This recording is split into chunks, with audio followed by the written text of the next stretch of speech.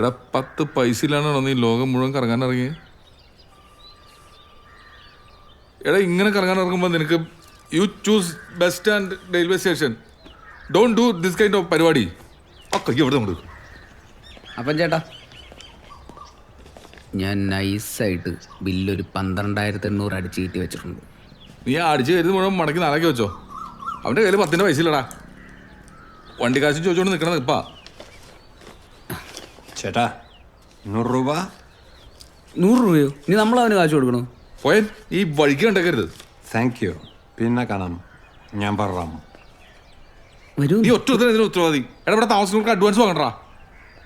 അല്ല ഞാൻ അറിഞ്ഞോ ഇതുപോലെ സായിപ്പന്മാരൊക്കെ നമ്മളെ പോലെ പറ്റിക്കണവന്മാരുണ്ടെന്ന്. പക്ഷേ ഇവിടെ മനുഷ്യന് 1 വർഷം പണിയെടുത്താലും ഒന്ന് വീഗാലാൻഡ് പോലും പോകാൻ പറ്റൂല.